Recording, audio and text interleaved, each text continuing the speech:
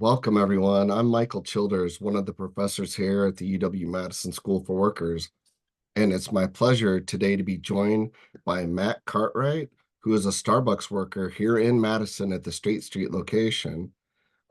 Again, thanks for joining us this afternoon. We'll probably talk for about 20 minutes and try to leave some time for questions at the end. So as we're going through, if a question occurs to you, please look for at the bottom of your screen, there's a Q&A button, and feel free to click that and type in some questions as they come to you. And we'll try to get to a few of those before we wrap up at 12:30. So without further ado, welcome, Matt. It's so great to have you on our show.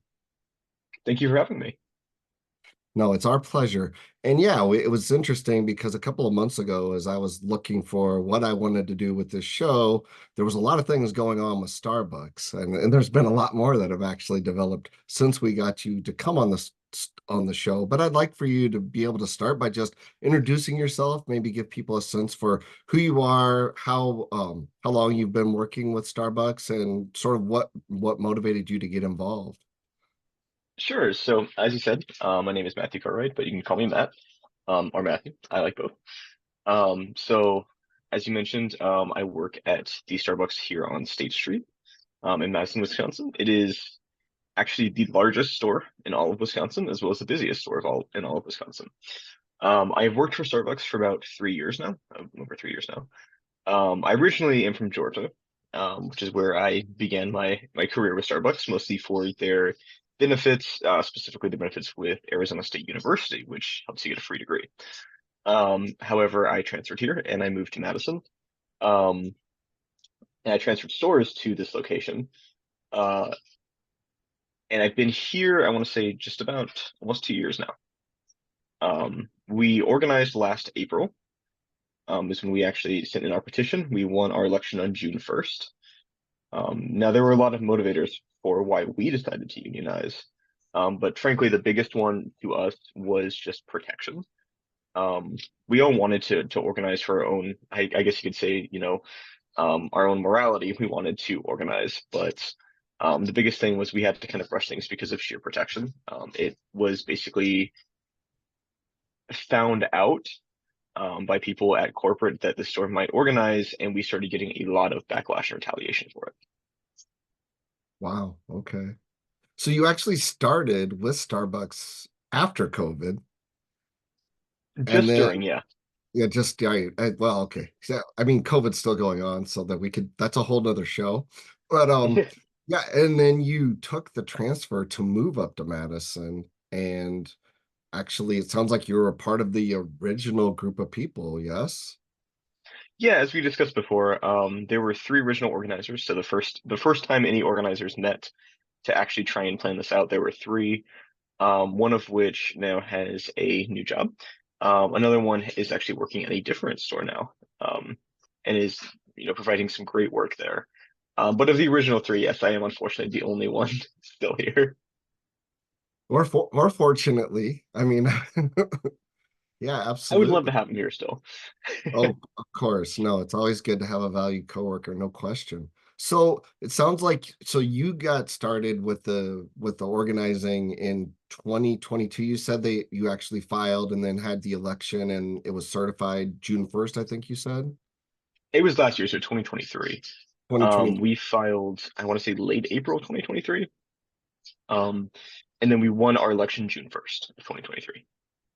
And it's interesting because it sounds like you gave a few reasons. I mean, as far as like what were the motivating factors for you and your coworkers at this specific location. I mean, I think many people know that many Starbucks around the country have organized. It's getting close to up to 400 stores at this point. Um, I think definitely over Just 300. over 400.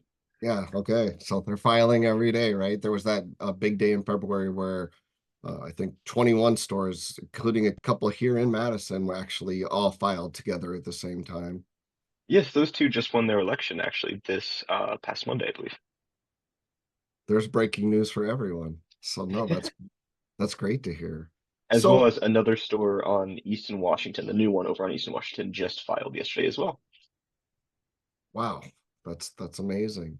So, and you mentioned, I mean, you just kind of passingly said part of your guys' motivation was even before you filed for election, you started, I think you said just for security, I think was, I mean, is there a way you can describe for folks, especially many people, even members of unions, have never actually been through the process of trying to form their own union? Um, what that was like, or what do you mean when you say like you felt like the company was pushing, I guess, pushing to try to keep the union out? So the company, until recently, has always been extremely anti-union, and we've seen this across the board. Firings, retaliations, demotions, all of these things are pretty well common and established. That's why Starbucks has, at current, over 2,000 different labor law violation charges against them. We're looking to move forward past this. We're looking to build a better future together, but that has been the kind of background, the kind of history to this.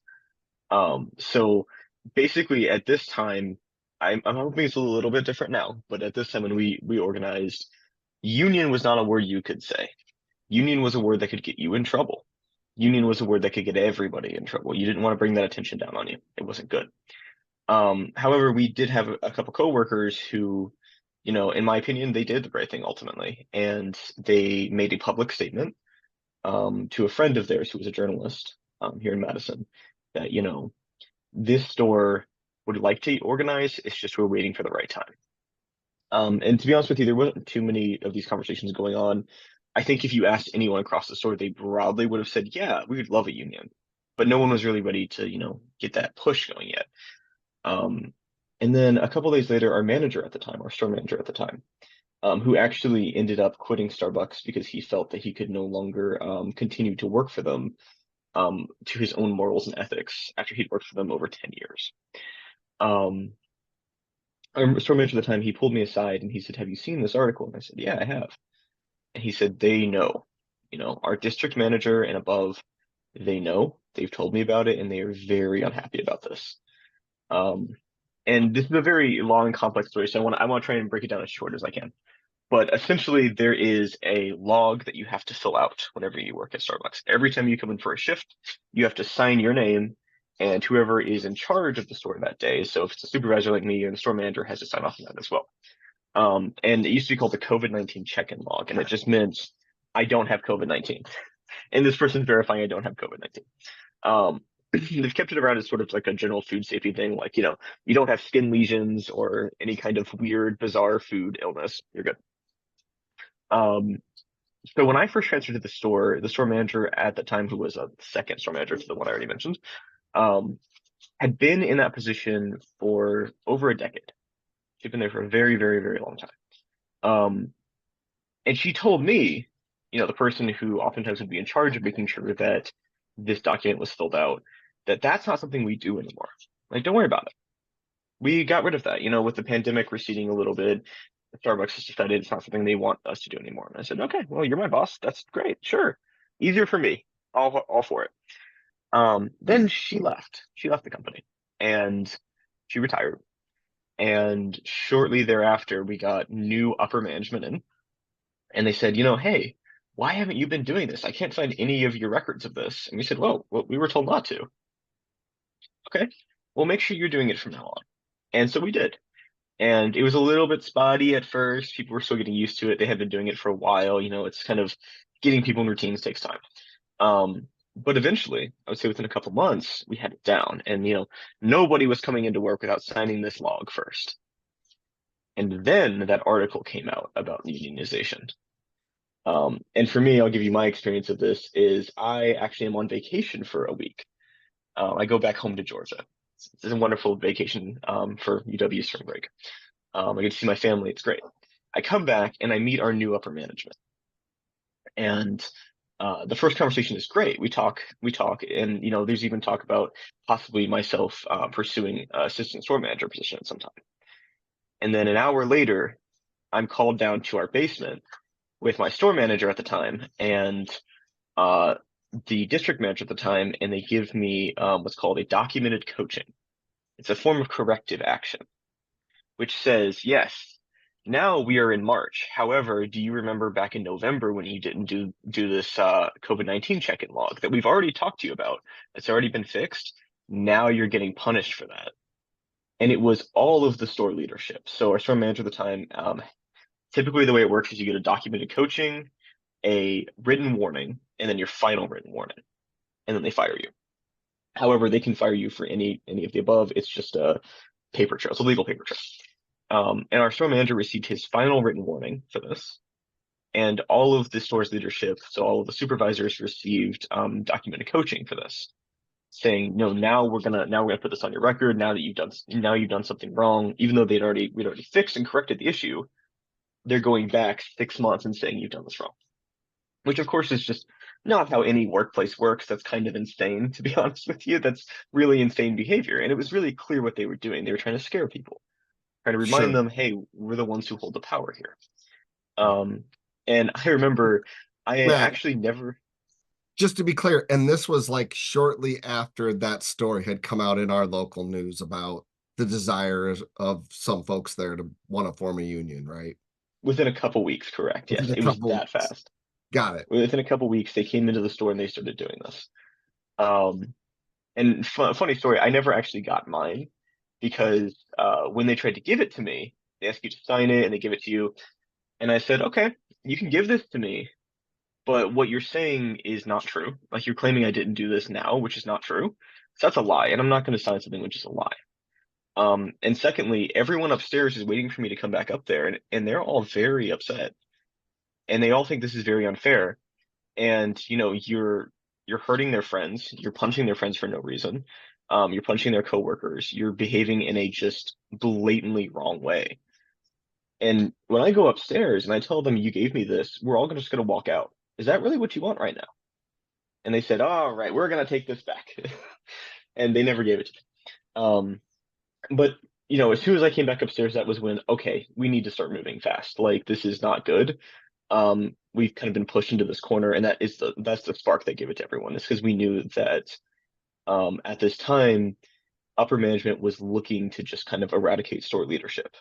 So the workers who are leading the store, so not like necessarily management, but supervisors, baristas who were leaders in the store, they were looking to eliminate them because they saw them as a danger to organize. Right. And really, the only way to help prevent that is to organize, because then all of a sudden you get a lot more legal protections under the American law system, right? Sure. The American legal system, as I'm sure you know better than anyone else here, isn't the best for labor, but it does have some protections, and that's kind of the best way to get those protections. As well as we knew at this point, it was just time. Like we couldn't trust the company anymore. The company obviously did not have our best interest in heart, and they were going to do whatever they had to do to try and get rid of us. Right. And personally, um, we started the card signing process shortly thereafter. We contacted the union representative. We actually worked very closely with Evan McKenzie, he was, he's moved on jobs now, but he was an organizer at Cap Square, the Cap Square location, who we contacted. He got us set up. Um, People were very agitated. We already deal with like some seriously bad conditions, like understaffing, being very stressed out, never having enough supplies, not being able to provide a good experience for our customers. We don't really like the job anyways, so this was just the extra spark. Uh, and for me, I actually still had some kind of belief that the company might do the right thing. So there's an internal HR system who I reached out to, and I actually reported a complaint. One of the district managers, when they were trying to give me this documented coaching, who was not even our district manager, but she was just there for some reason. I later came to know she's sort of there. If you're in Wisconsin and you're organizing at the Starbucks, she just suddenly shows up one day to talk to you. That's what she does. Um, I asked her, why are you giving me this corrective action? What have I done? And she said, you shouldn't be asking me this. I'm not your leadership. Don't ask me this. And she later told me that if I ever wanted to see myself in a higher position of leadership, I needed to learn how to communicate respectfully. So I said, okay, for my own learning, how can I communicate more respectfully? What was wrong about this conversation? And she said, you asking me these questions is disrespectful. And I said, all right, me asking questions about clarification for punishment in the workplace is disrespectful. She said, yes, correct. So I reported all of this to our internal HR system. Um, And within a couple weeks later, I received a call from the person who oversees all of Wisconsin and a major part of the Midwest. I believe Iowa and Minnesota as well. Okay. Um, and he's been with Starbucks for over 30 years, very respected figure. And I've never met this man before in my life. I'm gonna be honest with you. I never met this man before in my life. He calls me on a Friday. I don't see it. I check my voicemail on Sunday. It's Sunday morning. I call him back.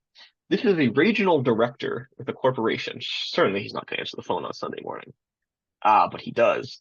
And he answers in two rings. And he answers by just going, Matt. Like, oh, great. Okay. That's ominous. Nice to meet you too. Hello. And among other things, he tells me directly that, like, he tells me outright that he hates the staff at the store, that he thinks they've done their own thing for way too long and they need to be reeled in, and he's going to do whatever needs to be done. Um, my store manager at the time, who again had been with the company for over a decade, he said was just needed to move on to a different position, didn't need to be in that position anymore, didn't know what they were doing, expressed great frustration about them, and just basically told me, I'm going to fire everyone in that store. And he also told me, like, in the middle of this conversation, he goes, and you don't know how hard my job is, having to deal with all of this union nonsense. Like, I have to deal with all of this. It's so obnoxious. And now you guys are talking about doing it. That's just insane to me. Uh, it's just more stress for me. Um, and so I turned around after that conversation and I just went around to everyone at the store and I said, hey, guys, guess who I just talked to? And guess what he said? And we had all of our cards signed by that night because everyone was just down then. Excuse me, everyone was just down then. And we knew immediately, we had to get organized as fast as possible. Again, it was something we always wanted to do, but this made it clear that if we did not do something soon, our jobs were in jeopardy. No, it's an amazing story. Thanks so much for sharing it. I think people understand the difficulty in forming a union. And of course, this has happened, this has played out like 400 times all across the country, right? At the different locations in its own way. But it's beautiful. I'm really appreciative that you were able to join us today to explain to people, because I don't think people have a full sense of what is it really like when you're in the midst of trying to do this. So no, that's Sure. it's an It can amazing. be very intimidating, especially when your job's online. I mean, consider me, right? I just moved across the country 800 miles from anyone I know. Um, I don't rely on anyone else financially. It's just me. This is my only way to like live. And so I know I'm putting my job online, and I know that, you know, it's just by it came from like someone who I've always tried to be a good employee. I've always tried to do my job well. I think no matter what job you're in, you should try and do your job well. Um, and all of a sudden, my job is on the line for really doing nothing wrong other than questioning things. Um, Yes. so, and I knew my job would probably be more at risk. There's a possibility. It's a risk, right? It's a gamble. It might be more at risk if you try to. And that wasn't just my experience. That was the experience of really all of our workers there. You know, it's all of their jobs on the line. And so you have to kind of take a more brave stance, so to speak, and be willing to speak up, be willing to stand up, and be willing to do these things. Um, and we have seen this across the country where workers are starting to, again, get back to this idea of, well, maybe we should be standing up. Maybe we should be saying things. Maybe we shouldn't just be accepting things as they are after, generations of union busting. Right. Um, and Starbucks, I think, is Starbucks Workers United is sort of at the forefront, at least of the food service aspect of that. And I'm very proud of that. I'm very happy with that. No, I understandably so. And I mean, just to put a bow on this, so you got the cards pretty quick after that when you were able to consult with your coworkers and tell them, hey, this is how this played out. Second ring answer addressed by my first name, and then all that you shared just now. Um, was there, I mean, how quick did you guys get to an election? Was there any more drama, or did you pretty much kind of ride it out until the votes got counted? Sure. So vote when you talk about getting your election card signed, that is a process which for Starbucks stores usually takes about 2 weeks to a month. Ours was done in just about a week, just under a week. It's very fast. As I said, there's reason for it to be so fast. After that, you kind of have to decide on election date. The problem with that is it isn't always necessarily that fast because Starbucks will, tell the NLRB, we want. Well, I should back up here. Start at the beginning. When you, we what we basically started out saying is we sent a letter to Starbucks, a public letter saying the majority of workers in this shop wish to form a union. Will you recognize our union? Starbucks came back. They waited a week. They came back and they said no. They gave us a list of reasons. I always like the story. It's one of my favorite reasons. Is they said we will not accept a union because maybe at some point we may hire someone down the line who doesn't want a union, so we won't accept a union. That was one of their reasons they gave. Doesn't make any sense. It's They interesting said because no. this may turn into a recruiting tool for them sometime in the very near future. Is I want to go work where there's a union, so gee, I think I'll apply at Starbucks. Yep. It's kind of the opposite, and it's really funny. They said no, and after that, the NLRB steps in, as you know, and they have to basically pick an election date where all of the workers can come and vote and say yes or no. But this takes some time because both sides are arguing this. You have the union lawyers on one side who are saying we want this as soon as possible. You have the Starbucks lawyers who are saying, oh, we want to delay this as much as possible. And they do this for numerous reasons. They really, I mean, obviously, any kind of organizing is based on energy, getting people agitated, getting them organized, getting them excited. And that can kind of piddle out after a while. And so they specifically rely on these time delaying tactics. As well as, and the company has promised they have stopped this. We will see.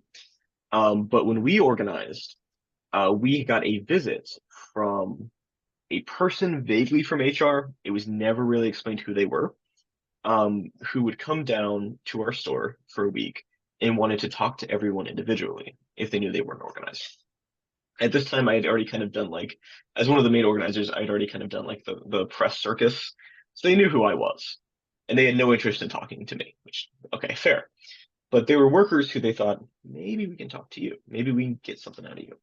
So what they would literally do is they would take one of our workers off the floor, which was really fun because we also needed people working.